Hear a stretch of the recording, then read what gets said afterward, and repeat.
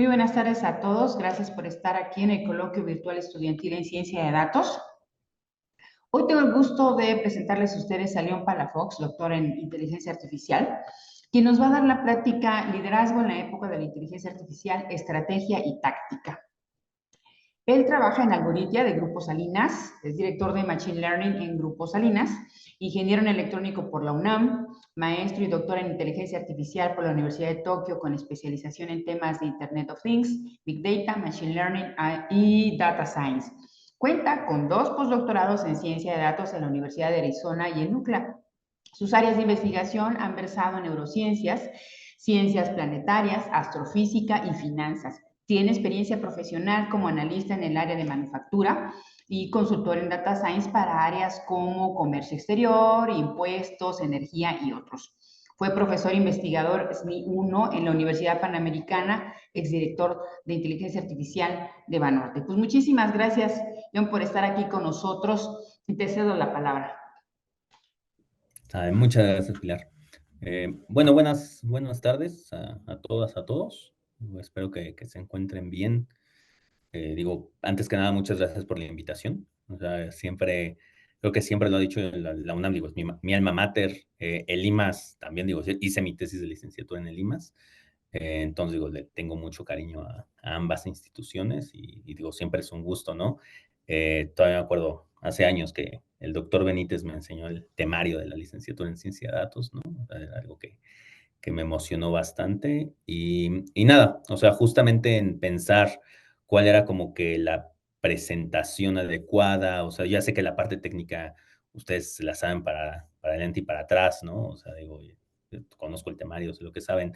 Pensé también un poco en una vez que ustedes salgan al mundo laboral, o sea, ¿qué tipo de habilidades o qué está pasando allá afuera, ¿no? O sea, eh, qué es esto con qué se van a enfrentar? O sea, más allá de la parte técnica, o sea, ¿es suficiente ser bueno técnicamente? ¿Es suficiente ser buena haciendo ecuaciones, haciendo programas o se necesita algo más, ¿no? Y también, créanme cuando se los digo, que ahorita hay un gap muy fuerte en el tema de liderazgo, en inteligencia artificial, en ciencia de datos. O sea, al ser una disciplina tan nueva, es una disciplina donde pues hay pocas personas con el seniority adecuado, o sea, muchos directores se van a encontrar que no tienen formaciones analíticas, entonces por ahí las decisiones que se toman no necesariamente son las más correctas. Y por eso decidí esta plática, ¿no? O sea, porque me parece que es algo que les podría servir en un futuro, les doy algunas recomendaciones, ¿no? Y bueno, entonces déjenme comenzar nada más a proyectar.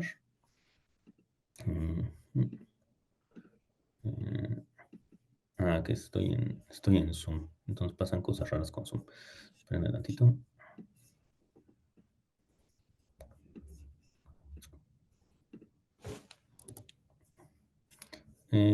Y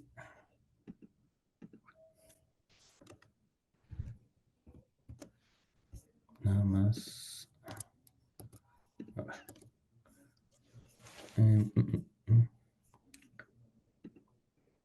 A ver, vamos a hacer el experimento. Sí. Y por favor, díganme si ven bien la presentación ahora. Listo, todo bien.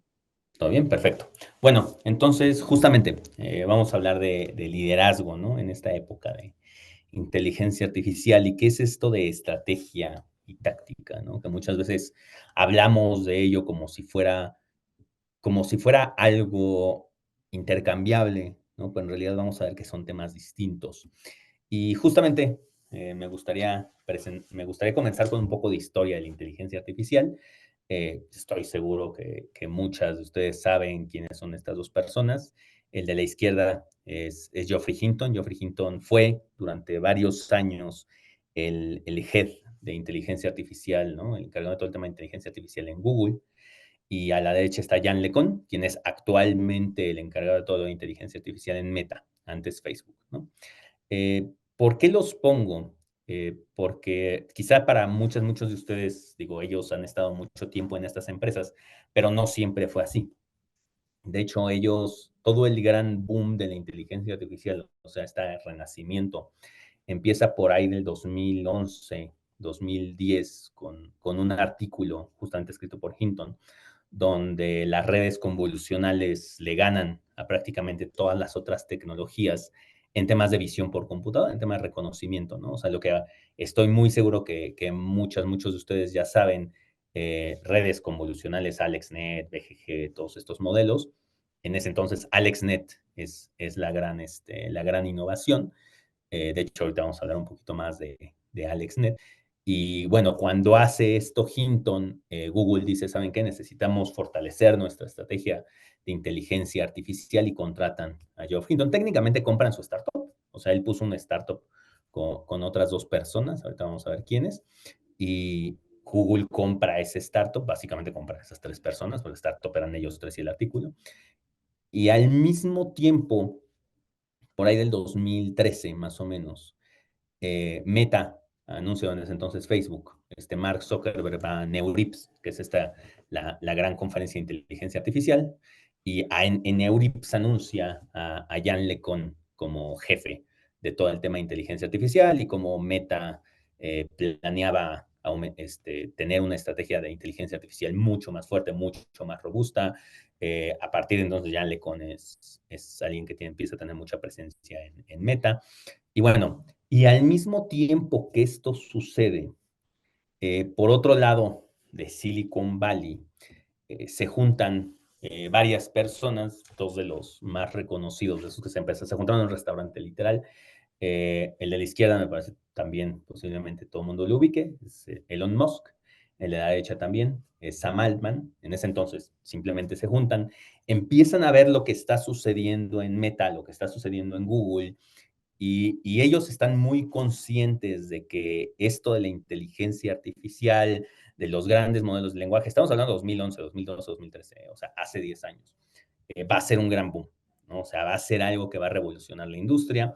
Y Elon Musk, de hecho, hace poco como que retomó el tema Elon Musk, está convencido de que esta tecnología, uno, no puede quedar cerrada a una compañía, o sea, que una compañía la domine, y, y dos, que esta tecnología va a ser, o sea, para mejorar la raza humana, ¿no? Entonces se empieza a juntar con varias personas de Silicon Valley, pongo ellos dos, pero en realidad era un grupo más como de 5 o 6 personas.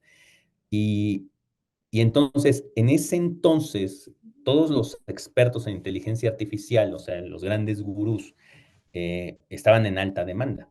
O sea, Hinton ya estaba con Google, Jan LeCun ya estaba con Meta, y ellos se acercan a Joshua Benjo, que ellos tres de hecho son los que ganan el premio Turing después, y Benjo, ellos le dicen a Benjo, oye, vente de jefe en inteligencia artificial a esta empresa que estamos haciendo. Benjo le dice que no, que él se quiere quedar en la academia. De hecho, mucha gente decía, pues Benjo le tiene miedo al dinero. O sea, en ese entonces estaban ofreciendo bastante dinero, ¿no? Y la persona, pero Benjo les dice entonces, bueno, ellos arman esto, ¿no? Y obviamente, como todo el mundo aquí ya sabe, pues esta empresa llamada OpenAI. OpenAI, por eso se llama OpenAI, porque habla del open source, o sea, de hacer modelos que todo el mundo pueda editar, todo el mundo pueda utilizar. Y de hecho, hace poco salió un artículo y de hecho salió hoy, lo vi hoy en la mañana, por eso no está en la presentación, que decía que Meta está haciendo lo que OpenAI debería haber estado haciendo. Hoy ya sabemos que OpenAI es todo menos abierto, pero bueno, esa era la idea de OpenAI. Pero bueno, volviendo al tema, ellos saben, se dan cuenta de que necesitan un experto para todos los temas de inteligencia artificial. O sea, no pueden tener una empresa que le quiera dar batalla en Deep Learning, y vamos a ponerle nombre en Deep Learning, a Meta o a Google sin alguien. O sea, Elon Musk, muy bueno haciendo, en ese entonces eran SpaceX, Tesla, ¿no? Tenía mucha experiencia en eso. Sam Altman en ese momento llevaba Y Combinator, que es esta incubadora de startups, pero necesitaban a alguien que supiera inteligencia artificial muy bien, o sea, un experto. ¿Por qué? Porque en ese entonces, pues imagínense ustedes, un recién egresado de Stanford, de Berkeley, la maestría en ciencia de datos en la UNAM, la licenciatura en ciencia de datos en la UNAM, y dicen, oye, ¿con quién quieres trabajar para hacer temas de inteligencia artificial? Con Sam Altman, que, pues, o sea, todo bien, pero pues, no saben nada de inteligencia artificial, o con Hinton o LeCun, ¿no? Pues, no, pues con Hinton o LeCun. Entonces, ellos entienden que necesitan a alguien que sea ese magneto, que atrae al talento para que quieran trabajar en OpenAI. O sea, entienden que necesitan a esa persona. Su idea era que fuera Benjo. Benjo les dice que no, pero les da un nombre. El nombre es Ilya Sutskever. Ilya Sutskever, de hecho, por eso puse esta foto. Son Ilya, Alex y Hinton, son los tres autores de ese paper que se vuelve la revolución en Deep Learning. De hecho, AlexNet se llama por Alex, por este Alex que está acá atrás. Alex estuvo en DeepMind, se fue a Google con Hinton. Ilya también se va a Google. Pero bueno, Benjo les dice, oye, ¿sabes qué? Para mí que Ilya lo podrían llevar a OpenAI y le estaría abierto. Y entonces Ilya toma el rol que toman en su momento Hinton y toman en su momento Jan LeCun para Google y Meta respectivamente, pero para OpenAI. O sea, Ilya se vuelve ese magneto para empezar a traer talento y ahí empiezan a traer un montón de personas bastante capaces. Por ejemplo, está Andrés Capati, que él fue el head de AI en Tesla y ahorita está haciendo cosas muy interesantes. O sea, él empieza a volverse ese magneto. O sea, se vuelve esa figura de liderazgo, y ahí hablamos por primera vez de esa palabra, dentro de la parte tecnológica, ¿no? Dentro de la parte de crear estos modelos. O sea, uno podría argumentar que GPT, GPT-3, 4, todos estos se dan gracias a Ilya. O sea, si él no entra en esa empresa, en OpenAI, no entra todo el otro talento técnico, todo el otro talento tecnológico, y la empresa jamás despega, ¿no? O sea, pregúntenle a quien quieran dentro de Silicon Valley, básicamente todo el mundo va a estar de acuerdo en eso. O sea, que es gracias a Ilya Sutskever que esto sucede. Es más, Ilya es parte del board, o sea, parte de las personas que toman las decisiones dentro de OpenAI, eso era una de las personas más relevantes dentro de la empresa, ¿no? Entonces, bueno, ahí ya tenemos tres empresas, tres líderes en temas de inteligencia artificial y posiblemente ustedes se saben el chisme, si no, aquí lo recapitulamos un poco, de que de repente de la noche a la mañana, y para los que estamos dentro de esto fue sumamente, no sé decirle disruptivo, sumamente sorpresivo, que la mesa directiva de OpenAI corre a Sam Altman, el CEO. En esta mesa directiva, muchos, o sea, esto ya es más de dimes y diretes, de chisme y demás, pero se dice que Ilya Sutskever es uno de los que impulsan tratar de correr a Sam Altman. ¿Ok? Ya, o sea, imagínense, ustedes están en la noche viendo Twitter y de repente ven esto, con todo el contexto que les acabo de contar, ¿no? Posiblemente si no tienen todo el contexto, eso sí, pues bueno, lo corrieron y demás. Ahí se habla de una diferencia de opiniones. Ilya es de la idea de que la inteligencia artificial nos va a destruir a todos. Sam Altman es de la idea de que la inteligencia artificial es un net plus para el mundo. Entonces ahí entra ese choque. Y Ilya es uno de los artífices de sacar a Sam Altman. Cuando pasa eso, y aquí digo, yo se los digo abiertamente, me parece que lo que sucede después es una clase para todos ustedes y también para todos los líderes técnicos, sobre todo, de lo que es el liderazgo. Acuérdense de lo que hablamos en un principio. La mayoría de las personas técnicas dentro de OpenAI se van a OpenAI porque está Ilya. Entonces tú dices, bueno, corren a Sam, no debería pasar gran cosa porque Ilya sigue a la cabeza. Lo que pasa es que 600 empleados dicen, ¿saben qué? Nosotros nos vamos a renunciar. O sea, 600 de como 700 empleados que tiene la empresa. Vamos a renunciar si no regresan a SAM. De nuevo, eso si tú lo ves desde afuera, dices, es que son, o sea, son muy leales a Sam, pero entonces esa es la parte interesante. O sea, tienes a uno de los expertos, de los autores de un artículo que básicamente, gracias a ese artículo, lo que estás haciendo hoy existe. O sea, los grandes modelos de lenguaje, el renacimiento de Deep Learning, o sea, él es uno de los tres autores principales. O sea, tienes a uno como tu líder técnico y se te va el CEO, que creo que ni siquiera terminó la universidad, y todos se van con él. Y si quieren similitudes, por ejemplo, Apple le pasó algo muy por el estilo. O sea, Apple se fue al suelo cuando se fue Steve Jobs. Pero Steve Jobs, o sea, creo que sabía programar lo básico, o sea, no tenía mucho conocimiento técnico, ciertamente el equipo ingenieril se queda en Apple, pero cuando se va Steve Jobs, Apple se va al suelo. Y regresa Steve Jobs y Apple levanta. Entonces, ahí justamente el mensaje, el primer mensaje es este. No importa, bueno, sí importa, pero pueden ser muy buenos técnicamente, pero el momento en que llegan a una posición de liderazgo, va más allá de ejercer ese liderazgo porque eres bueno técnicamente, que porque realmente las personas confían en ti. O sea, para mí este caso, y digo, qué afortunadas, afortunados ustedes que les tocó verlo, y nos tocó vivirlo, pero que les tocó verlo, de cómo tienes a los 2 líderes, el líder que realmente gracias a él existe la empresa y el otro que, bueno, es el CEO, pero, o sea, y Sam Altman será muy bueno y demás, pero OpenAI podría haber existido sin Sam Altman también, o sea, no es que es indispensable, ¿no? Y todo mundo elige a Sam Altman, ¿no? Entonces, simplemente es para que nos quede claro, ¿no? Eh, eso, o sea, que sí, ser muy bueno técnicamente no es suficiente para decir que debe ser un líder. Y eso lo vemos en muchos lados. O sea, lo vemos en posiciones técnicas aquí en México y en Estados Unidos que dicen, pues mira, que es más bueno técnicamente que es el líder del equipo y demás, pero no es suficiente para ser un buen líder.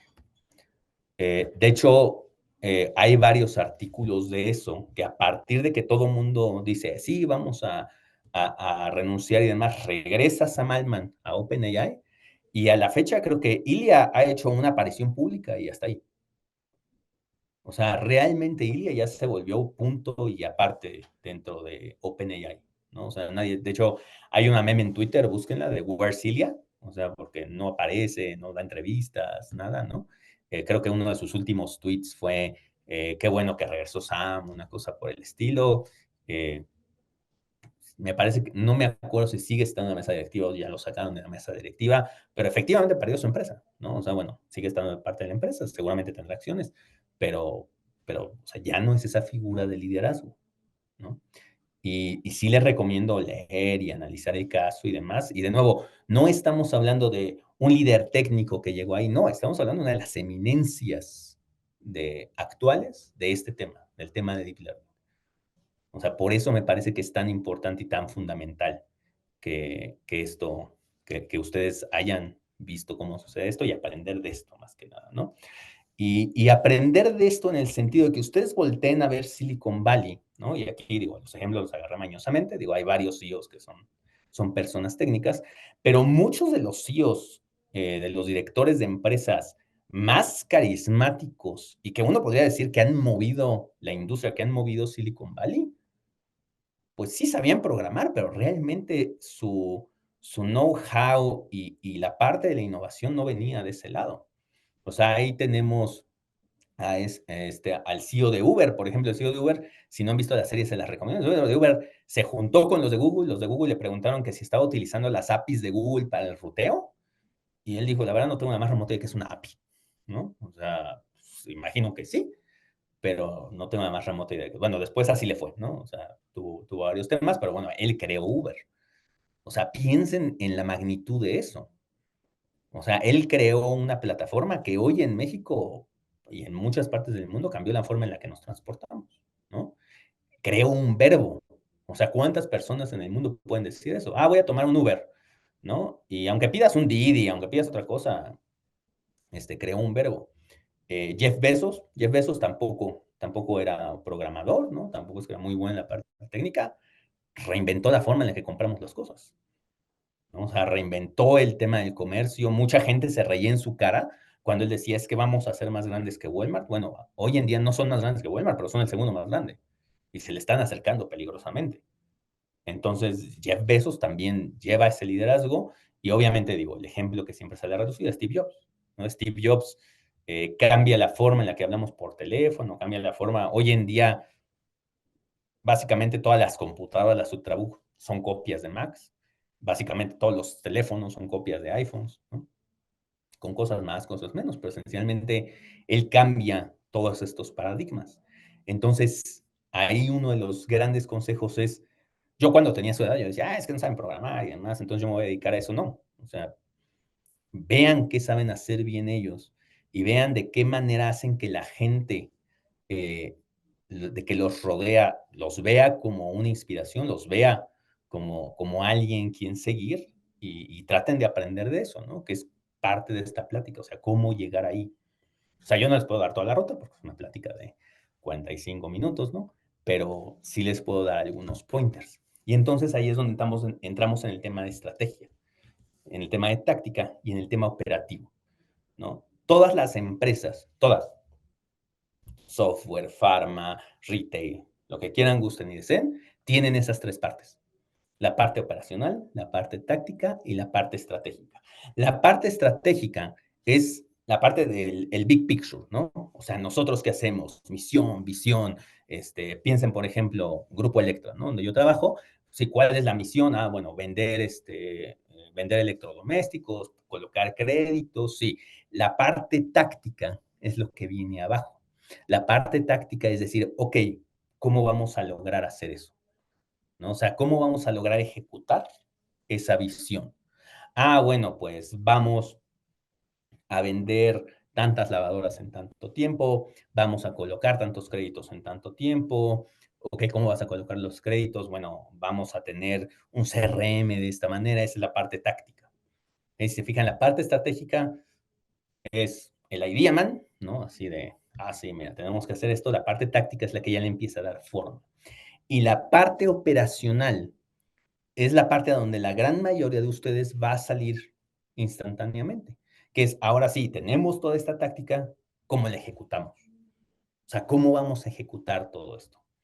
¿No? Y está bien, o sea, es parte del plan de carrera, que ustedes se entren en la parte operacional y digan, mira, es que tenemos que hacer tablas, tenemos que hacer queries, tenemos que hacer modelos, ¿para qué? Porque hay una táctica arriba que depende de una estrategia, ¿no? Pero lo que también quiero comunicarles es que aunque ustedes estén en esa parte operacional, ustedes tienen que estar muy conscientes de las otras dos. Hay muchas personas que pasan su vida en la parte operacional y no les importan las otras dos. O sea, dices, oye, no trabajas en Walmart. ¿Qué haces? Modelos de forecast. ¿Para qué? Para hacer forecast. Ajá, sí, pero ¿para qué? Pues porque fue lo que me pidieron. Ok, sí, pero ¿para qué? Pues para saber cuánto vamos a vender. Sí, esa es la definición forecast. Me estás dando, o sea, le estoy platicando un intercambio que he tenido con varias personas, ¿no? Ajá, sí, o sea, me estás dando una definición circular, o sea, la definición forecast es saber cuánto vamos a vender, pero ¿para qué? O sea, ¿para qué una empresa te está pidiendo un forecast? Ah, pues no sé, me lo pidieron. Entonces ahí te estás quedando en la capa operacional. Y siempre y cuando no te intereses por la parte de arriba, va a ser muy difícil que subas. O sea, oye, ¿te van a subir el salario por seguir haciendo forecast? Pues sí, seguramente.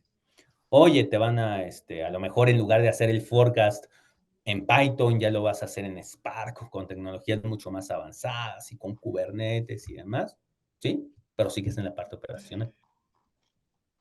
Y tú Perdón, dices, oye, pues quiero perdón que pasar, te interrumpa, perdón que ¿sí? interrumpa. Estamos teniendo problemas técnicos. Parece ser que el link con el que generaron la plática no es con la licencia correcta. Ok, Entonces, ya generé un link y acabo de mandar un mensaje para que ahorita yo creo que de manera programada nos salimos y volvemos a entrar ese link, ¿no? Para evitar esta situación. Una disculpa, pero va. es Si que quieres, pues así estuvo.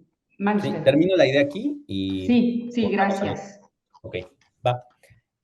Bueno, entonces les decía, siempre y cuando no pueda salir de esa parte operacional, hay muchos profesionistas que se quedan en esa parte operacional y está bien, o sea, es un plan de carrera.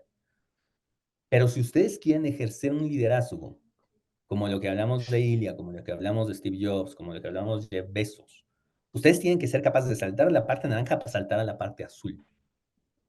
¿Ok? Ilya, y ahí justamente entramos en eso, es brutalmente bueno en la parte operacional. Sabe ser el modelo, sabe todo, a lo mejor sabe un poco de la parte táctica, pero es claro que no tiene clara la parte estratégica.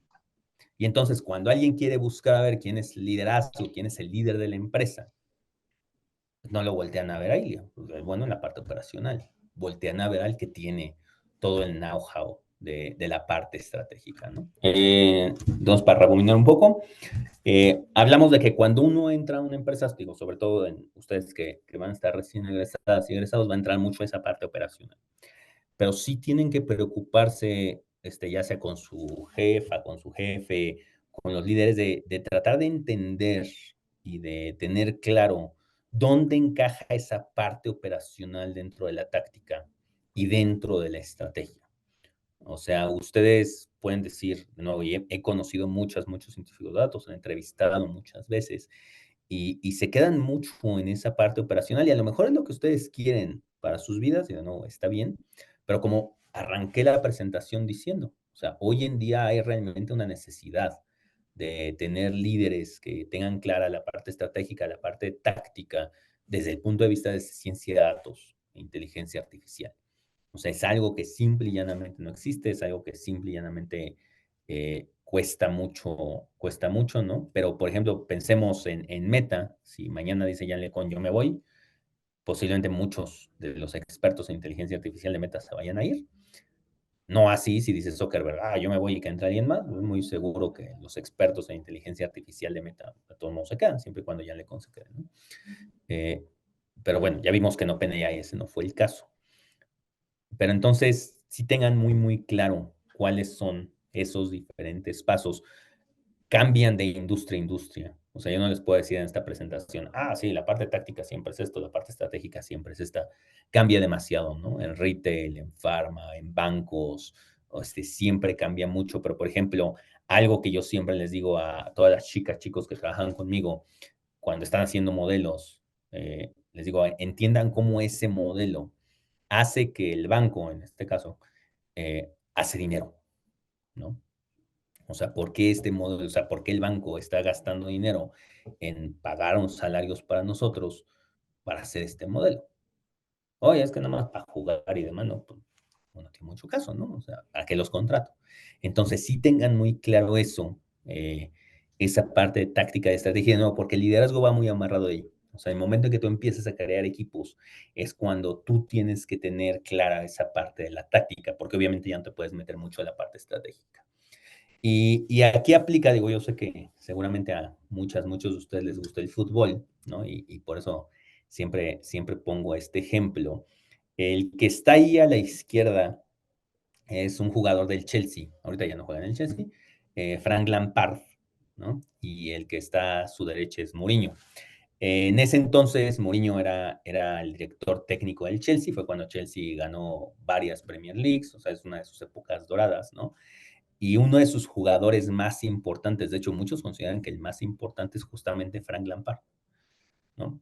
Y entonces es también para decirles que esto de la operación, táctica y estrategia no se queda en una empresa, o sea, no es único de las empresas. También es propio, por ejemplo, de los equipos de fútbol. O sea, y cuando ustedes vean fútbol, básquetbol, americano, el deporte que ustedes quieran, gusten y deseen, véanlo con ojo crítico y aprendan a ver quiénes son quienes llevan cada parte. Hay jugadores brutalmente buenos, pero que se quedan en la parte de la operación. O sea, que no son líderes natos. Ejemplo de eso, y ya sé que me va a llover, Messi. O sea, Messi es brutalmente bueno. Es operativamente hablando, en el momento de jugar fútbol es muy bueno.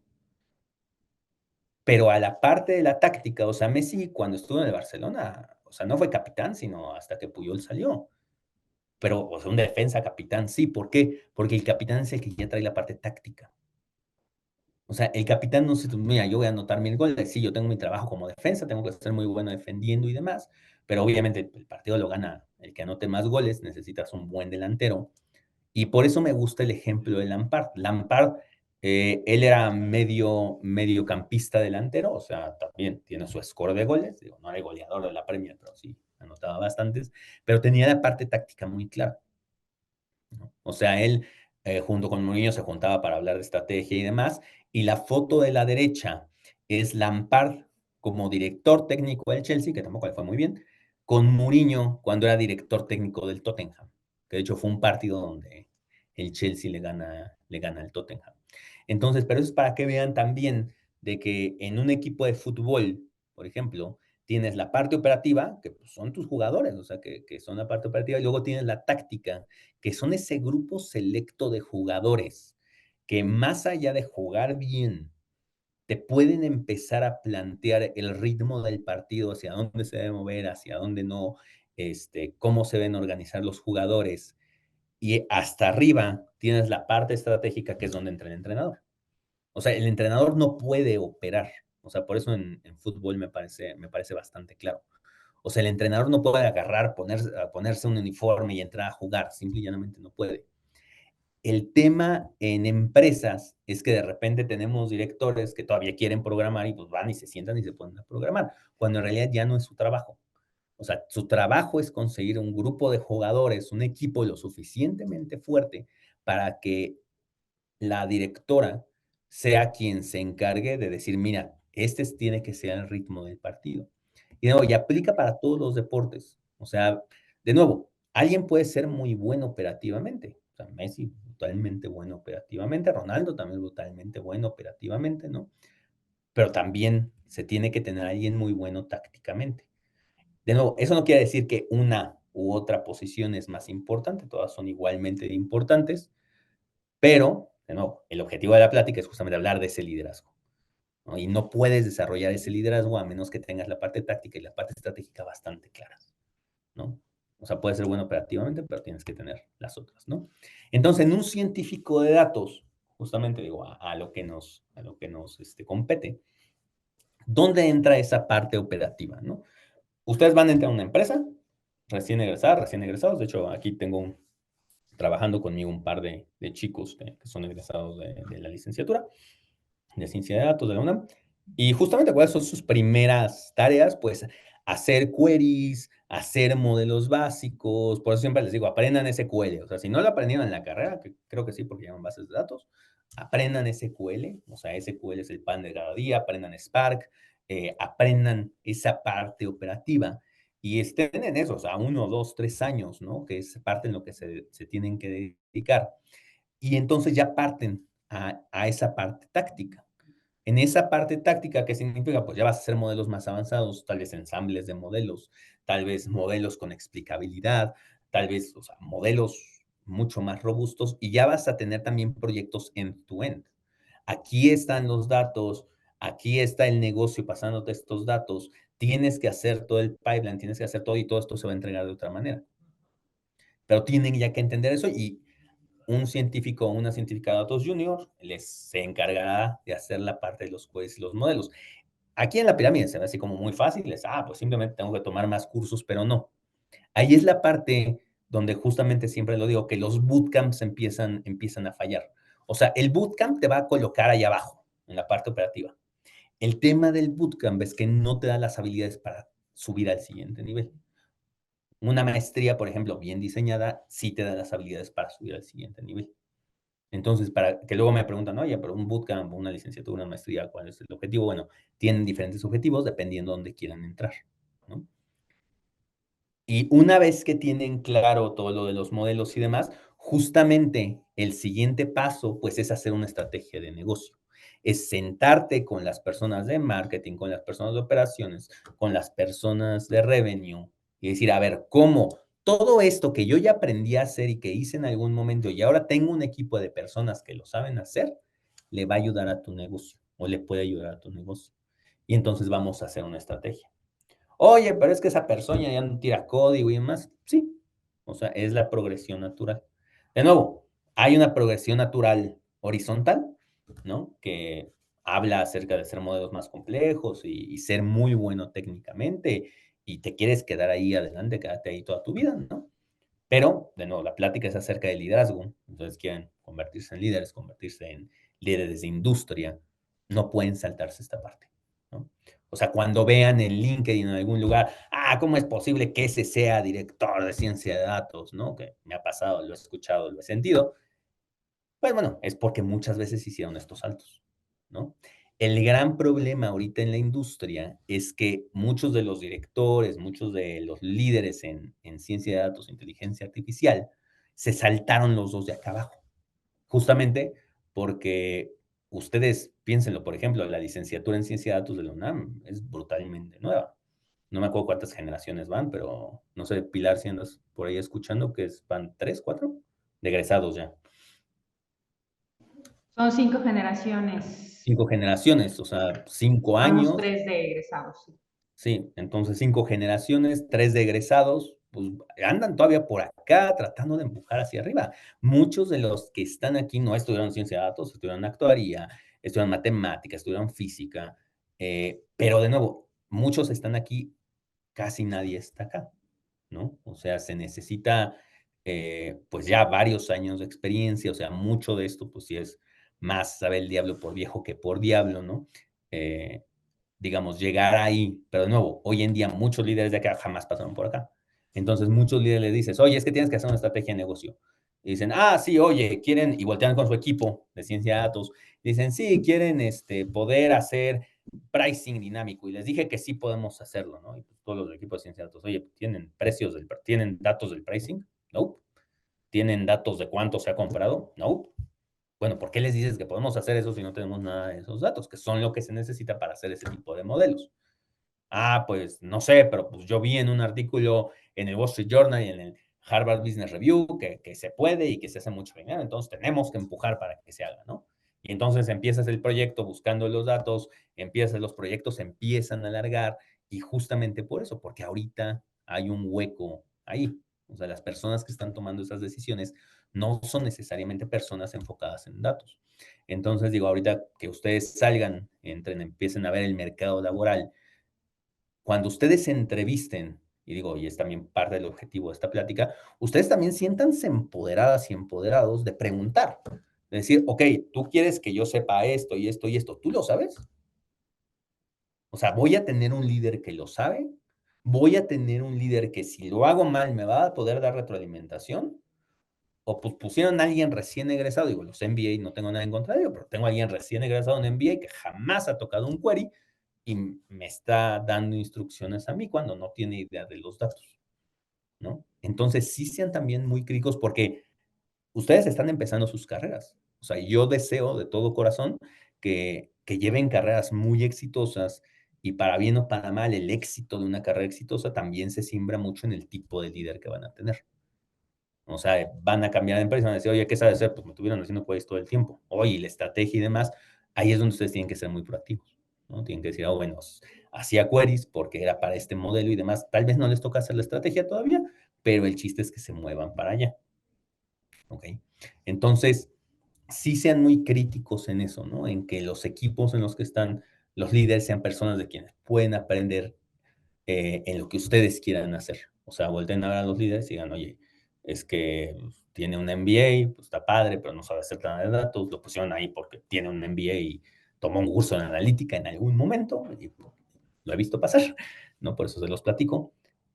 Pero de nuevo, eso le da fortaleza o debilidad a un equipo de datos, ¿no? En el caso, por ejemplo, de Sam Altman, bueno, Elon Musk más propiamente, él es famoso porque no es un científico de cohetes, ¿no? Pero tiene mucho sentido de cómo funcionan los cohetes, ¿no? Y Sam Altman también, si bien no es un experto en inteligencia artificial, sí tiene muy clara esa parte, ¿no? Entonces, Sam Altman tiene muy clara la parte de estrategia de negocios sin necesariamente haber hecho eso. Pero de nuevo, si ustedes tienen todo esto muy claro, pues pueden ser como un Jan LeCun, que tiene todos los pasos perfectamente claros y eso les da mucha fortaleza. Uno de los ejemplos más claros de la industria que sabe hacer todo esto y que pasó por todo esto es Bill Gates. O sea, Bill Gates pasó por fase uno, fase 2, fase 3. O sea, hizo todo Bill Gates. Y hoy por hoy Microsoft es lo que es gracias a Bill Gates, ¿no? Que sí, tenía prácticas monopólicas y demás, etc. Pero Bill Gates ahí. Los de Google también, ellos de repente se quedaron ahí contratando a Smith para que justamente les ayudara acá, luego salió Smith, ellos subieron también, pero vean cómo los grandes líderes técnicos, o sea, que empezaron desde el punto de vista técnico, tuvieron que transformarse de cierta manera o traer a alguien que le pudiera echar la mano con lo de arriba, ¿no? Y ahí justamente empezamos, o sea, también un objetivo de la plática es cómo pasar a la parte táctica, ¿no? O sea, ustedes van a entrar a la parte operativa, van a estar ahí un par de años seguramente. O sea, no traten saliendo y decir, ah, sí, voy a ser gerente. No, o sea, ensúciate las manos con datos reales, ¿no? Y ahí justamente a mí me gusta mucho esta cita de House, ¿no? No sé si ustedes ya les tocó, todavía se acuerdan, que él habla, bueno, y esta frase no es de él, pero lo menciona en un episodio, donde justamente dice que el objetivo es trabajar de una manera inteligente, no trabajar por trabajar, ¿no? Y es el mindset del programador, ¿no? Que es, oye, puedo copiar este Excel de puntos XLS a CSV a mano, porque si lo trato de hacer, si simplemente lo trato de saltar como CSV está muy sucio y demás, O puedo hacer un programa en Python que lo haga por mí, ¿no? Y parte de la táctica empieza a ser eso. O sea, ¿cómo pueden ustedes, esas habilidades que ustedes ya tienen, que ustedes están desarrollando, exponenciarlas para que no se queden 100% en la parte operativa? Y entonces ahí es donde viene mucho ChatGPT, ¿ok? Y esa parte, por eso les quiero transmitir básicamente cómo poder utilizar ChatGPT para que les ayude, no para que les haga el trabajo, sino para que les ayude, ¿ok? Entonces, y antes de meterme en el tema de ChatGPT, justamente les quiero platicar, seguramente alguna o alguno de ustedes juega ajedrez, ¿no? Y ha escuchado hablar de Gasparov. Ajedrez es un deporte, ¿no? Es un deporte, es una actividad donde una sola persona tiene las tres capas, la estratégica, la táctica y la operacional. La operacional consiste en mover las piezas, ¿no? Están moviendo las piezas de aquí, acá, acá, ya sea en una computadora, ya sea físicamente. La táctica, si se han jugado ajedrez, depende de la situación actual del tablero en este momento, es el siguiente movimiento. O sea, pásense a la siguiente parte de la pirámide. O sea, no es el movimiento así, el movimiento sí es la parte operacional, pero la parte táctica es, dada la situación que está ahora, ¿cuál es el siguiente mejor movimiento que me conviene? Y tendré 5, 6, 7 u 8 y depende de su experiencia podrán evaluar cuál es el mejor movimiento o no. Y la parte estratégica consiste en, bueno, si el tablero está así ahora en este instante, ¿dónde quiero yo que esté 5, 6, 10 turnos adelante? Entonces, es algo que implica las tres partes. Cuando Watson, bueno, no Watson, ¿no? Deep Blue, le gana a Gasparov, la computadora es brutalmente buena en la parte operativa y la parte táctica, pero brutalmente buena. ¿Ok? La computadora va a ver el tablero y si Gasparov se imagina los 5 mejores movimientos muy bien, la computadora se va a imaginar los mejores 200 movimientos, dependiendo de cómo esté el tablero en un momento. Entonces, la computadora en la parte operacional y la parte táctica es brutalmente buena. Brutalmente, o sea, es difícil que le ganemos como seres humanos, pero en la parte estratégica no. En la parte estratégica, eh, los seres humanos somos mejores. Y entonces, digo, todo mundo que juega ajedrez y que no, conoce la historia de cómo Deep Blue le gana a Gasparov, pero pocas personas han escuchado el caso de que dijeron, bueno, eh, Gasparov otra vez contra Deep Blue, pero tú, Gasparov, puedes utilizar recomendaciones de la máquina para el siguiente mejor movimiento. Y Gasparov le ganó todas las veces a Deep Blue.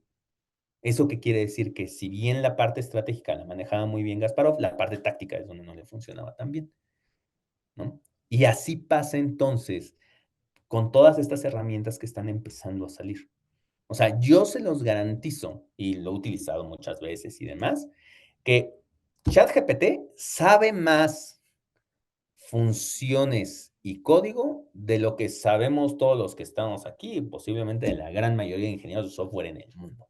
Si yo mañana le digo a ChatGPT, oye, hazte un script para leer imágenes y esas imágenes las vas a pasar de JPG a PNG todo en Python, te lo hace en 2 segundos. ¿Va a tener errores? Pues, posiblemente, ¿no? Pero cada vez se vuelve mejor y de hecho, de repente ya no tiene tantos errores, ¿no? Y les aseguro que si después de que me escribe eso le digo, ahora esa imagen la vas a pasar por un filtro gaussiano para borrarla y esa imagen luego la vas a inyectar a una base de datos en formato base 64. Estas son las direcciones de la base de datos, ¡pum! También en 2 segundos. Si yo le pongo esa tarea a cualquier ingeniero de software, por muy experimentado que sea, lo primero que va a hacer es que lo va a buscar en Stack Overflow, lo va a buscar en internet, a ver si existe algún script que se pueda copiar, si sí tiene, no, pero no lo tiene. O sea, así literal que agarre y empieza a escribir, todo esto funciona así, o sea, lo tengo todo en la mente de cómo se hace, no existe. O sea, ese tipo de personas no existen. Puede haber personas muy buenas tirando código, pero es exactamente lo mismo. Si el objetivo es ver quién sabe más funciones, uno contra uno, ChatGPT contra un ser humano, seguramente ChatGPT va a ganar. Si el objetivo es hacer toda una arquitectura de software, diciéndole específicamente parte por parte a ChatGPT qué va a hacer, seguramente una persona es más efectivo que si tú le dices a ChatGPT de golpe, hazme toda una arquitectura de software. La parte táctica, y ahí es donde ustedes empiezan a hacer, tienen que empezar a mostrar su habilidad, decir, ok, esta parte que necesito esta arquitectura, necesito esta lectura de tablas, yo sé que me voy a tardar tiempo haciéndolo, por eso work smart, not hard, se lo voy a pedir a ChatGPT. Por ejemplo, una tarea muy mundana, ¿no? Que dices, oye, tengo una tabla con múltiples nombres, todas las tablas, o sea, diferentes nombres de variables. Sucede que varios de esos nombres de variables necesito que me los junte y les digo, oye, hazme un script que agarre todos los nombres de variables y les cambie su nombre al mismo nombre guión bajo uno. Así, tal cual, todos los nombres, simplemente le pones una append guión bajo uno. Ah, bueno, jalas las columnas, tienes que copiar todas las columnas a mano, los agarras y los copias, para que te ponga guión bajo uno, ya sea que le pongas una función de append guión bajo uno y Dios te libre de que sea un número diferente, si no vas a tener que poner a mano todas las diferentes variaciones, pues le puedes decir a ChatGPT, oye, necesito que sean todos estos, y por ejemplo, aquí si la etiqueta es rojo, ponle guión bajo uno, si la etiqueta es azul, guión bajo dos, si la etiqueta es amarillo, guión bajo uno, si es verde, guión bajo dos, y pum, ChatGPT te lo va a hacer en un minuto. Pero la parte táctica, no la parte estratégica, la parte estratégica es justamente toda la arquitectura. La parte táctica de ese programa, tú ya la hiciste. Le estás dando a ChatGPT la parte operativa, que es la parte de, ahora sí que donde está la mayor parte. Entonces, ahí justo ustedes necesitan ser lo suficientemente claros e inteligentes, obviamente, para poder saber qué parte le vas a dar a ChatGPT. A mí, el ejemplo que más me gusta, y a ustedes posiblemente creo que llevan procesamiento de lenguaje natural, son las expresiones regulares. Hacer una expresión regular a la fecha es un dolor, ¿no? O sea, te falta uno, espero que todo el mundo lo sepa, pero expresiones regulares es simplemente hacer un patrón de caracteres y tratar y ver qué cosa marcha con ese patrón de caracteres. Puede ser un teléfono, correo electrónico, nombre de un país, etc. Y aquí justamente es un tip. ChatGPT es brutalmente bueno haciendo expresiones regulares. Ustedes dicen, oye, quiero una expresión regular que me agarre México y todas las variaciones posibles de México. México, México con doble X, México con acento, México sin acento, México con K en lugar de C, o sea, todas las posibles variaciones y ¡prum! Te va a dar la expresión regular en menos de 2 segundos. Y cuando yo las he probado, o sea, yo las he utilizado, las he probado, funcionan de maravilla. Y yo he estado horas haciendo expresiones regulares. ¿No? Para tratar de que amarre, se me haga un paréntesis, a lo mejor los porcentajes, las sumas no están bien, todo eso, ChatGPT lo hace de manera inmediata. Entonces, ese para mí es uno de los principales casos, ¿no? La táctica es, mira, vas a crear una expresión regular que agarre todos los misspellings de México. ¿Por qué? Porque, bueno, la parte de estrategia, ¿no? Bueno, porque la idea es un caso de negocio que me tocó una vez, la inversión extranjera directa en México, la Secretaría de Economía lo tenía en ese entonces, ya tiene como 10 años, lo tenía en un Excel que estaba terriblemente formateado y había un campo que era el del Estado. Y decía, este es el Estado y la ciudad, ¿no? Tenían faltas de ortografía, les faltaban acentos, la ciudad le ponían como Dios les daba a entender. Entonces, literal, fue un trabajo de expresiones regulares, porque nos decían, mira, es que las ciudades tienen que ser una de estas y nos dieron la lista. Y los estados, pues obviamente uno de estos 32, no hay muchas alternativas. Entonces, pues una era simplemente ver la distancia, ¿no? El Leverstein, una cosa por el estilo. Y la otra era hacer expresiones regulares, porque les digo, eran súper creativos con los nombres, ¿no? Chiapas, a veces no le ponían Chiapas, le ponían otro nombre, luego le quitaban la H. Entonces, bueno, de nuevo, decir, oye, ChatGPT, hazme esto para yo poder implementarlo en una arquitectura mucho más completa, es parte de justo una de las recomendaciones que me gustaría hacerles, ¿no? Entonces, a medida que ustedes vayan aprendiendo y demás, a medida que vayan avanzando en su carrera, en la parte operativa, pues yo sí les recomiendo encarecidamente que aprendan herramientas, digo, LLMs, justamente para lo que acabamos de ver, apóyense Stack Overflow, o sea, creo que pocos profesionales se los dicen, pero todo mundo usamos Stack Overflow, ¿no? O sea, yo he copiado y pegado código de Stack Overflow, no es ningún pecado, ¿no? De nuevo, traten de hacer la operación lo más eficiente posible, o sea, sean buenos, pero traten de ser lo más eficientes posibles, ¿ok? Siempre, obviamente, los mejores resultados no se vayan con deuda técnica. Y justo para la parte de la táctica, y que es algo que les quiero compartir, Para la parte o sea, esa parte de la táctica, nos vamos a ir a un ejemplo de la Segunda Guerra Mundial, ¿no? En la Segunda Guerra Mundial, ustedes como lo saben, digo, Alemania en su momento empezó a arrasar con el resto de Europa y una de las principales razones es porque en ese momento el ejército francés, el ejército inglés, muchos de los ejércitos, y como funcionan muchos ejércitos y muchas empresas, lamentablemente también aquí en México, es que funcionan a partir de una estrategia central. Y entonces dicen, mira, la estrategia es vender más, ¿no? Y entonces, si un gerente, alguien en el middle management, o por ejemplo, en el caso de la guerra, un comandante dice, oye, es que la situación ahorita es esta. Bueno, ese comandante, en la mayoría de los ejércitos, tiene que ir y pedirle permiso al general, que puede tardarse, hoy en día obviamente es instantáneo, pero en ese entonces todavía 1 o 2 días, y el general decía, no, pero es que la estrategia es esta, entonces te tienes que apegar a la estrategia, y entonces la táctica no se vuelve más que pues, como medio copia de carbón de la estrategia, y obviamente haces la acción a partir de eso, y como no está tropicalizado a las diferentes situaciones, se pierden batallas. ¿Qué es lo que pasa digo, muchas veces en las empresas? Que dices, oye, es que el director general dice que se va a hacer esto. Y entonces, oye, pero nosotros teníamos esta táctica y implementada, no, se va a hacer esto. Y todo lo que estaba haciendo se va al demonio. Oye, pero bueno, todo lo que se estaba haciendo va de acuerdo a una estrategia original. No, pero se le ocurrió esto y se va a hacer. Y bueno, pues se va a hacer, ¿no? Entonces sale justamente el ejército alemán, tiene un principio que es Aufsatztaktik, seguramente lo rompí, si alguien sabe alemán, seguro lo pronunciará mejor que yo, que habla de un concepto que se llama Mission Command. Mission Command es, tienes la estrategia central, pero le das suficiente fortaleza a tus satélites para que ellos puedan aplicar la táctica. Y entonces en una empresa es lo que tienen que hacer. Dices, oye, mi táctica va en línea con la estrategia. Sí, no tienes que pedir permiso. Y tu ejecución, tu operación, también va a ir en línea con la táctica. ¿Ok? Entonces, la idea justamente ustedes cuando digo, empiecen a trabajar, obviamente no llegan de, oigan, aquí usan Mission Command, no, pero siempre entiendan cómo la táctica va en línea con la estrategia y qué tan fácil es que esa táctica se rompa con base en la estrategia general de la empresa, ¿no? Y entonces la táctica me voy a por un poquito porque ya nos estamos quedando sin tiempo. Cuando la táctica, cuando la táctica se ve sobrelapada por la estrategia, que la estrategia empieza a decir, no, es que tienes que hacer esto y tienes que hacer esto, tiene un nombre y es el dichoso micromanaging. O sea, el micromanaging es cuando la parte táctica y la parte estratégica van con la parte operativa y le dicen, es que se tiene que hacer así, así, así, así, te dicen exactamente qué hacer. Por eso nace el micromanaging, por el tema de que no tenemos muy clara la división entre la parte operativa y la parte estratégica. Por ejemplo, piensen en Martin Luther King.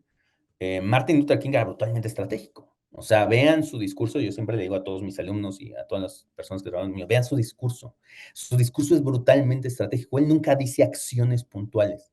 Él nunca dice, tengo un plan de 10 acciones, síganlo. No. Él habla de sueños, él habla de esperanzas, él habla brutalmente estratégico. Y entonces con eso nos vamos, justamente ya para cerrar, a este concepto del círculo dorado. Eh, Sinek es uno de los autores que más me gustan, que justamente él habla de eso. Él dice, mira, tienes una parte estratégica, que es el por qué estás haciendo las cosas. Tienes una parte táctica, que es el cómo haces las cosas. Y finalmente tienes una parte operativa, que es qué haces, ¿no? Y todas las empresas, de una u otra manera, van de un lado para otro, ¿ok? Entonces, por ejemplo, piensen en el caso de Apple, ¿no? Este, muchas empresas hacen computadoras, ¿no? Dell, Lenovo y demás. O sea, hacen buenas computadoras, ¿no? Pero piensen en Apple. O sea, Apple desde el principio es, mira, nosotros pensamos diferente. Nuestra estrategia es pensar diferente y a ti como cliente te vamos a hacer pensar diferente también. ¿Cómo lo hacemos? Haciendo productos bonitos, productos preciosos, productos diseñados. ¿Qué son nuestros productos? Y no voy a exagerar. Apple, el producto que más se vende en la tienda Apple, en línea, y que ahorita es más no hay, bueno, a veces sí hay, pero la última vez que chequé no hay, son los trapitos para limpiar el teléfono, que son trapos de microfibra, como los que pueden comprar en cualquier supermercado, pero que tienen el logotipo de Apple. y cuestan como $20.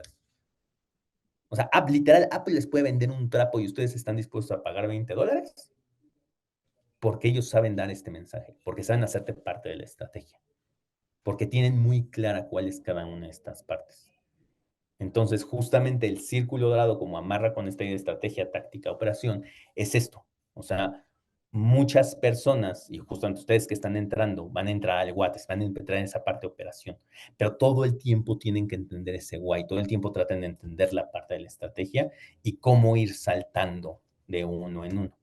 Y justo ya, para terminar, porque ya nos quedamos sin tiempo, eh, quiero recomendarles estos 3 libros. O sea, los 3 libros hablan más o menos de todos los temas que toqué. El de Range habla cómo justamente agarrar la parte táctica y utilizando herramientas aumentar su capacidad ejecutiva, o sea, su capacidad de operación.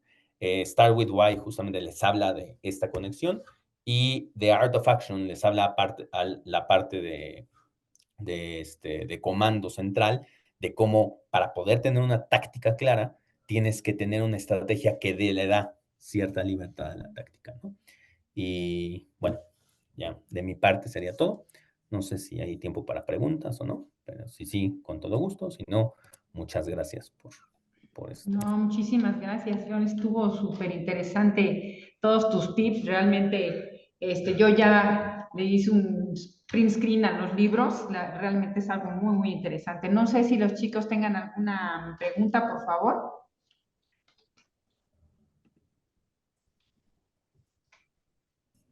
Chicos, Bueno, yo tengo una. adelante. Para brincar de esto del operativo a lo táctico estratégico, ¿recomiendas más entonces como irse a la industria, como trabajar ahí y ya de ahí ver como en esa industria cómo te brincas como a lo de más alto nivel, como antes de hacer un MBA o algo así? Sí, sí, sí. O sea, yo siempre les recomiendo 1 o 2 años trabajando antes de meterse en MBAs. De hecho, ahorita digo, gracias por la pregunta, me parece muy, muy pertinente. Eh, o sea, las grandes empresas que contratan MBAs son las consultoras, ¿no? Particularmente McKinsey, Deloitte, EY. Esas empresas ahorita en temas de analítica propiamente están echando agua. O sea, he tenido casos de clientes que se me acercan y me dicen, oye, Deloitte nos dimensionó mal, nos dijo que podíamos hacer esto con esta tecnología. ¿Por qué? Porque la persona que hizo eso tiene un MBA, no un título en ciencia de datos o en analítica. Y literal, o sea, cosas tan ridículas así como, nos dijo que con una computadora de esta tecnología, en este caso muy puntual de Cloudera, se podía. Y no, o sea, cuando vas y es un dimensionamiento básico, cuando tienes las habilidades operacionales, te das cuenta que no, o sea, que realmente no es el caso. Y todas las consultoras ahorita están empezando a fallar mucho en esos temas, ¿no? Se está viendo ahorita, es un fenómeno que se está dando mucho en Estados Unidos, que se está dando mucho en México. Entonces, sí, o sea, el MBA, yo le encuentro mucho valor al MBA para hacer ese salto, sobre todo el salto de táctica a estrategia, pero sí después de que ya estuvieron en la industria unos 2, 3 años, ¿no? O sea, que realmente ustedes ya tengan esa parte sólida de los conocimientos operacionales. Ok, muchas gracias. ¿Alguna otra pregunta? Hola, Hola. mi pregunta va más enfocada, o sea, estoy totalmente de acuerdo contigo en todo lo que mencionas, pero creo que también tiene que haber una parte creativa, ¿no? Entonces mi pregunta, o bueno, lo que quiero que me des a entender un poco es cómo podemos tener, digamos, o qué nos recomiendas para ser creativos y tener una mayor innovación en toda esta parte de ciencia de datos, ya que la mayoría de las empresas hasta ahorita, pues lo único que piden es productos ya establecidos o que sí sepas usar ciertos lenguajes de programación, pero a veces no se enfocan tanto a la parte creativa.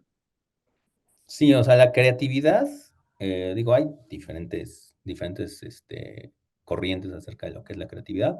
Yo voy más de la mano con la creatividad de, de Tolkien, por ejemplo, la creatividad de Miguel Ángel, el pintor y escultor, que lo que ellos manejan mucho, y les recomiendo leer algún libro de arte de ellos, es que realmente no es que ellos sean creativos, o sea, de que, es que me senté y se me ocurrió un modelo, un arquitecto, no. O sea, son personas que están trabajando 24/7 en lo que son apasionados. Y a raíz de ver tantas cosas, de ver tantas variantes y de practicar tanto su arte, ¿no? Su craft en inglés, es que nace esa creatividad, ¿no? O sea, tú dices que la Capilla Sixtina es una maravilla. Sí, pero Miguel Ángel estuvo pintando durante años antes de llegar a la Capilla Sixtina. La ciencia de datos no es muy diferente. O sea, a mí cuando me dicen, oye, ¿cómo se te ocurrió esa aplicación? Pues, porque llevo 15 años en esto. O sea, he visto muchas veces cuando pasa esto, por ejemplo, que me dice, oye, ¿cómo se te ocurrió en un forecast, ¿no? Algo que pasó hace poco. ¿Cómo se te ocurrió en un forecast, en lugar de usar un LSTM, que es lo que utiliza todo el mundo, además utilizar estos otros datos y demás? Bueno, porque ya hace un modelo similar. Lo que ayuda mucho al tema de la creatividad, y se los recomiendo mucho, sobre todo que están en la UNAM, es buscar investigadores y muchas veces los problemas numéricos en un área se traducen muy bonito a otras áreas. O sea, por ejemplo, y se los voy a dejar así como si alguien lo quiere hacer, me parece un tema precioso de tesis y nunca lo he visto. No sé si conozcan AlphaFold. AlphaFold es esta arquitectura de Deep Learning que a partir de las cadenas genéticas puede predecir cómo se va a doblar o desdoblar la proteína, ¿no? Y es una maravilla. Bueno, ¿por qué no a partir, por ejemplo, de transacciones? O pues imagínense un alumno de la UNAM que tiene todo su historial digital, ¿no? De puso estas materias y todas estas materias. Ok, a partir de todo eso, tratar de predecir cómo se va a desenvolver como un profesionista. No es un problema fácil. Y los datos también no son tan fáciles de conseguir, pero bueno, aparte, dices, voy a copiar esto, ¿cómo lo puedo hacer acá, no? O vean todos los modelos que existen afuera y digan, ok, voy a ver un diferente problema y cómo puedo aplicar ese modelo acá. Entonces, y eso es algo que ustedes pueden hacer sin necesidad de tener a sus jefes y demás, pero cuando llegan ustedes con esas propuestas y las pueden poner en marcha es cuando aplican, cuando pueden poner mucho, mucho más valor en las empresas, ¿no? Entonces, sí, parte sí es, oye, pues trabaja con lo que tenemos, pero también, digo, gracias por la pregunta, porque también busquen lugares donde les dejen experimentar un poquito más, ¿no? A lo mejor el experimento no sirve para nada y está bien, también se aprende de eso, pero también puede ser que pase algo muy bueno, ¿no? Gracias. ¿Alguna otra pregunta? Hola, yo tengo una pregunta. ¿Sí me escuchan? Sí, Saúl. Sí. Mucho gusto, doctor León. Actualmente estoy estudiando un diplomado en gestión empresarial. Soy ingeniero de datos, ya graduado, y le quería preguntar si usted considera que todo el mercado laboral referente a ingenieros de datos, científicos de datos, analistas de datos, cualquier cosa relacionada al tema, ya está saturándose, si no es que ya está saturado. No, ni de broma, ¿eh? O sea, sigue siendo un mercado muy agresivo. Creo que en una de mis columnas hice el análisis. O sea, yo hace 4 años hice una búsqueda en LinkedIn así por expertos en ciencia de datos y demás, o sea, trabajos disponibles. Creo que había encontrado algo así como 20, entre 50 y 100 vacantes, ¿no? En todas las empresas, en México solamente. Y si hacen hoy en día la búsqueda, son como 700, entre 700 y 1000 vacantes. O sea, pongan ciencia de datos, jobs, LinkedIn, acotado a Ciudad de México, y les digo, está entre, o sea, de 500 no baja, ¿no? O sea, es un mercado muy agresivo. O sea, nosotros, por ejemplo, o sea, estamos buscando mucho. La parte de justamente de recién entrada quizá es donde está más saturado, o sea, nivel junior más o menos, junior gerente, pero es lo que les digo, ahorita el bloque de liderazgo es donde es muy difícil encontrar gente ahorita, o sea, muy, muy difícil. O sea, los salarios también colocados, pero es muy difícil encontrar gente. O sea, llegan muchos candidatos que se decían, sí, yo hice un MBA y tomé un curso en analítica, quiero ser director en ciencia de datos. O sea, gracias, pero no, o sea, no es el perfil que buscamos, ¿no? Pero entonces no, o sea, la respuesta es no, o sea, el mercado está sumamente agresivo todavía, ¿no? O sea, yo les puedo decir, tiro una piedra y encuentro 10 vacantes, ¿no? Entre mis conocidos. Perfecto, muchas gracias. Ahí Adelante, creo. Isaac. Yo tengo una pregunta igual referente a la industria, Ujú.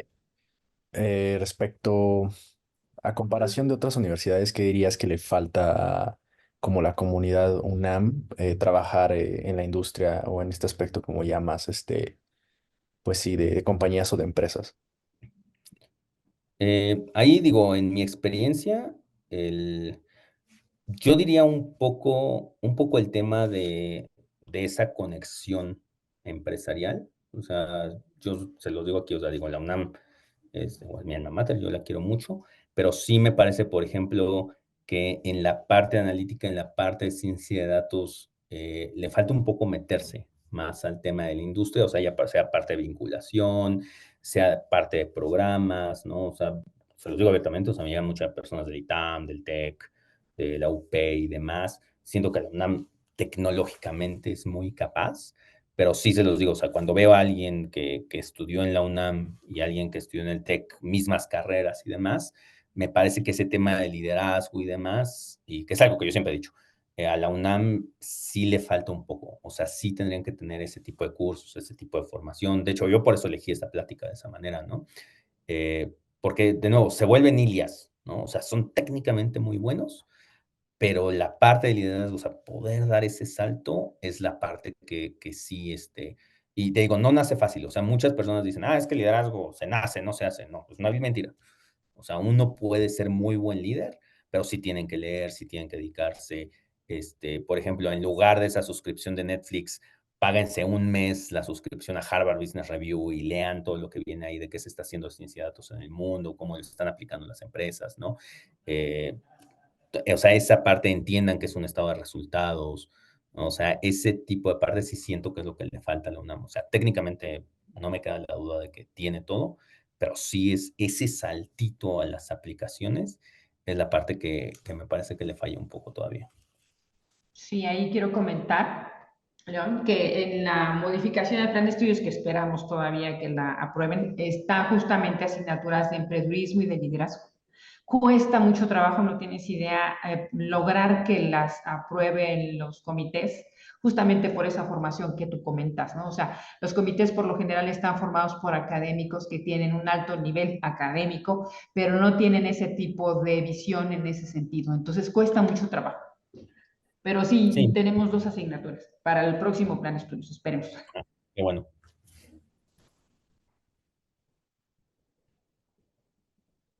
¿Alguien más que quiera preguntar algo, por favor?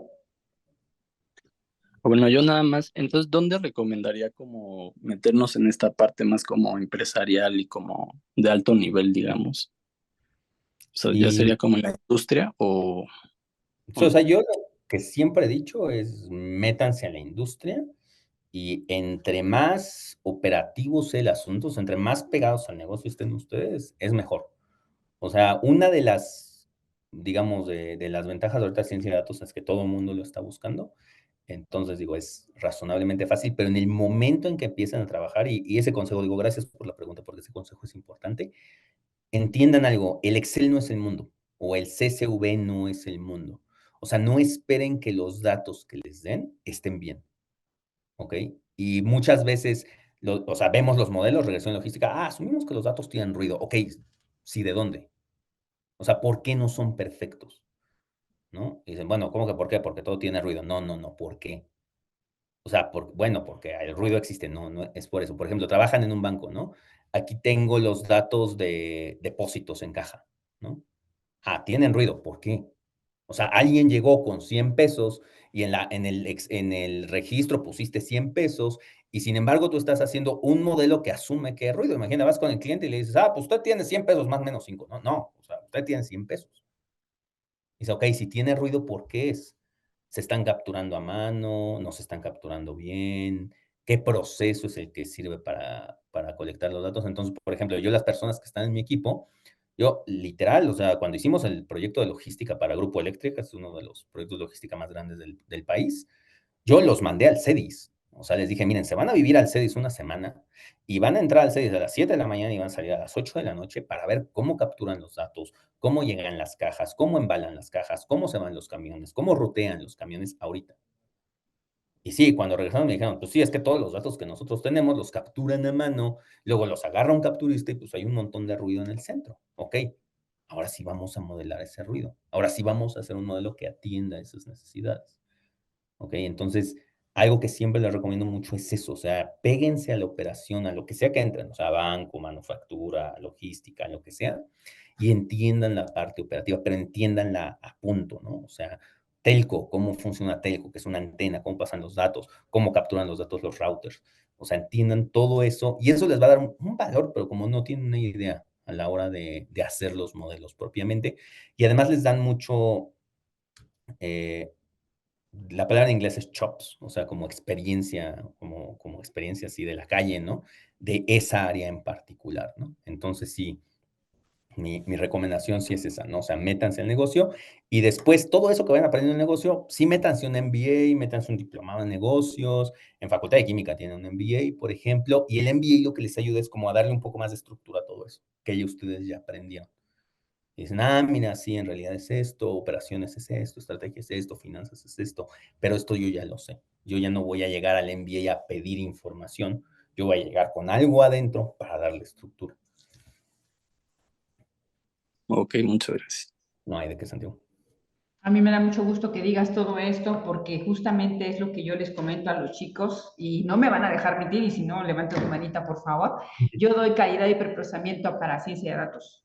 Entonces, yo justamente lo que veo es la calidad de la información para después poder hacer bueno, obviamente el perfilado y la limpieza de los datos, pero lo que siempre les digo es, el primer paso es el entendimiento del negocio y no se trata de limpiar, se trata de que pueda solucionar el problema de raíz, es decir, aprende el ciclo de vida de los datos y establece tus recomendaciones a las aplicaciones que están generando esos datos o a las personas que están generando esos datos para que la próxima vez que te lleguen menos sucios, porque ya mandaste esas recomendaciones o ya mandaste los programas que hay que hacer al momento de que se implementaron las aplicaciones que te alimentan a ti para poder hacer tu análisis. Muchas gracias. Qué bueno que lo dices.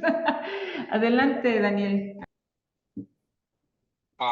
Hola, hola, León, ¿cómo estás? Me gustaría hacer una pregunta un poquito más relacionada con el tema de primera experiencia o experiencia luego saliendo de undergrad, ¿sabes? ¿Cuál sería la skill más importante o de las skills más importantes que se tomarían en cuenta al momento de contratar a un recién egresado? ¿Sería tal vez experiencia profesional, como no sé, tal vez internships o, o prácticas profesionales? ¿O sería tal vez coding, habilidades como de programación? ¿O tal vez las habilidades de liderazgo, todas las soft skills? ¿Cuál considerarías tú que es una de esas principales o top, no sé, top 5 skills necesarias en un undergrad que tal vez tiene poca experiencia con internships o nada de experiencia? Entonces, sí me gustaría conocer un poquito de tu opinión en esta parte. Sí, ahí digo, como bien lo mencionas, más opinión. O sea, yo espero que, por ejemplo, un undergrad, o sea, sepa programar, obviamente. O sea, y sé que suena obvio, pero me han llegado a entrevistas con personas que no saben programar, o sea, que hacen Excelazos, ¿no? Digo que está bien, o sea, tiene su nicho de trabajo, pero no es algo que yo esperaría de un científico de datos. O sea, yo sé que traen R o Python, y ahí justamente sé que hay muchas opiniones y demás, pero yo diría R y Python, ¿ok? ¿Por qué? Porque si van a entrevistar a una empresa que solamente usa R y no saben usar R, pues ya ahí de golpe ya están eliminados. O van a entrevistar a una empresa que solo usa Python y ustedes no saben Python, también están eliminados. Entonces aprendan las dos, ¿no? Ahí sí. También, ese es un consejo, digo, no relacionado a esta pregunta, pero no se peleen por qué lenguaje es mejor, R o Python. O sea, son herramientas y siempre que se trate de aprender, habla mucho de una persona. O sea, yo, por ejemplo, cuando les digo, digo, yo tengo doctorado, conozco muchos doctores que luego les digo, oye, es que tienes que aprender SQL. O sea, los doctores en inteligencia artificial muchas veces no saben usar SQL, ¿no? Y les digo, oye, tienes que aprender SQL. Ay, no. Consígueme a alguien que me tire los queries, me ha pasado, y me dé ya las tablas, los SVs, ¿no? Y digo, a ver, SQL, uno, no es difícil, ¿no? Es un lenguaje, puede ser muy complejo, pero digo, para lo que necesitas, digo, no es un lenguaje difícil. Y dos, habla mucho de tu actitud, no querer aprender algo nuevo que te va a servir, ¿no? O sea, no te estoy diciendo aprende SQL para que alguien más, no, es una habilidad que tú te vas a quedar. Pero bueno, entonces, esos tres, Python, SQL, R, para mí al menos en la mayoría de las empresas que he estado, son un must, ¿no? O sea, no espero, o sea, para mí alguien que llegue y le diga, mira, ahí está el código de Python, no haz esto en un ambiente de Python, mira, es que no sé Python, no me aporta ningún valor, entonces es algo que espero por default, que ya tengan claros algunos modelos, no los modelos más complejos, pero sí una regresión logística, un árbol de decisión, un bosque aleatorio, ¿no? Que también lo tengan razonablemente claro, o sea, que puedan implementar modelos básicos sin necesidad que tengan a alguien a un lado. Quizá para la hora de evaluación y demás, sí, con alguien un poco más senior, pero que puedan implementar el modelo básico desde cero. Y también, la verdad, que tengan iniciativa, o sea, que sean personas con mucho ánimo de aprender, pero no solo de códigos, sino también el negocio, ¿no? O sea, justamente como lo comentaba Pilar, o sea, que sean personas que digan, oye, sí estoy haciendo un modelo, pero ¿para qué, no?